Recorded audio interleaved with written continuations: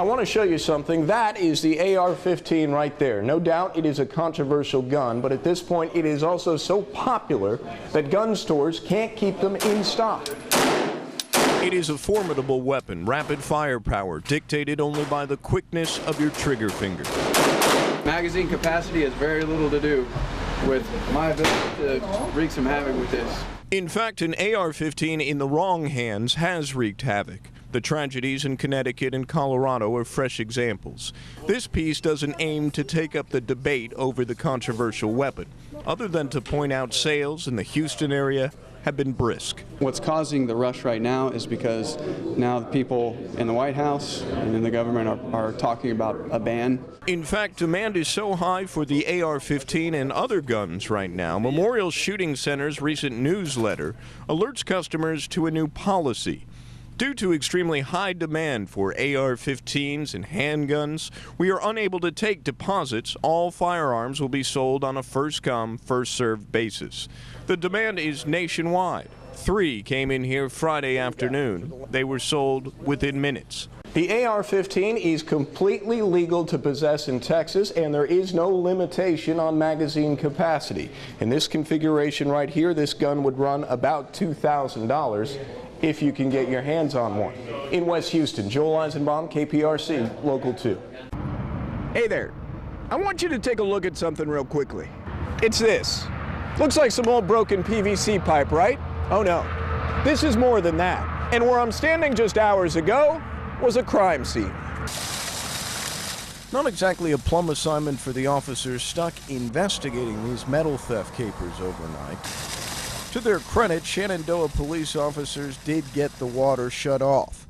In the early hours of this morning was when our officers first came across the first backflow preventer. Backflow preventers keep water from running up the pipe the wrong way. What's important to the crooks is that these fittings are made out of brass. Scrapped, they're worth maybe $20–25. This whole night of destruction probably earned the unknown thieves less than a C note.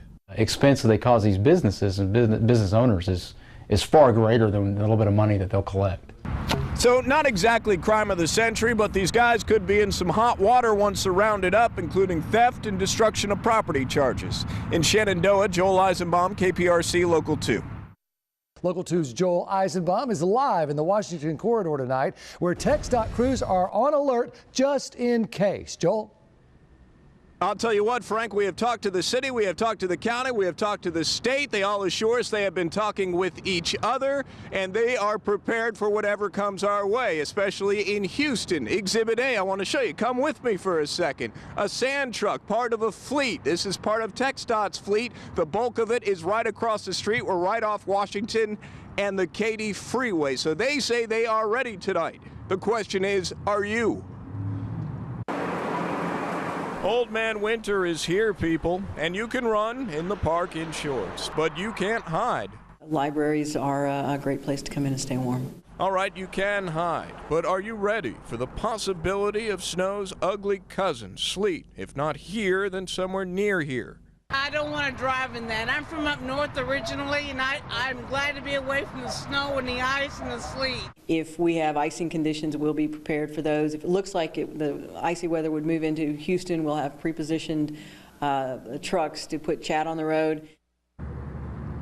Quite frankly, doesn't seem like local leaders are that convinced that there's going to be nasty stuff on the roads come tomorrow morning. With that said, they say they are prepared, and keep in mind that TxDOT runs 6 counties out of this regional headquarters here, so they could be busy tonight. We're live west of downtown. I'm Joel Eisenbaum, KPRC Local 2. Hat looks warm, Joel. Thank you. You can track the storms and get Frank's forecast 24/7 on justweather.com. Joel Eisenbaum tonight with why those investigators think that may be the case. Well, Rachel, I do want to be clear. Investigators are not for sure positive that there are other victims, but they do want to cover their bases, especially with other minors who have worked at this car dealership. When this baby goes off, you know that I mean business. Last February, he struck us as an interesting character, a neighborhood folk hero of sorts. My dancing partner and I are very close. Raiku Malartin was gracious and inviting as he recounted the story of how he stopped a robber who targeted an elderly woman in his neighborhood. This time around, we found it harder to get a hold of Millarton, a man now charged with sexually assaulting a child. A 16-year-old female employee at his Crosby car dealership who told investigators she was paid for sex. We also knocked on another door today, and no luck at George Catani's last known address. He's also a dealership employee, and he's charged with fondling that very same teen.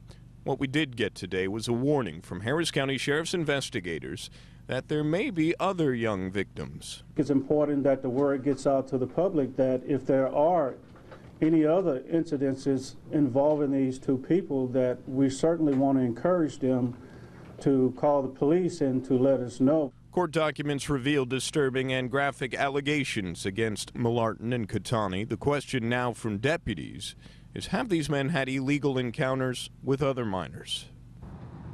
Keep in mind tonight we are talking about allegations at this point, not convictions. Both men are free on bond this evening. We're live in Bellaire. I'm Joel Eisenbaum, KPRC Local 2.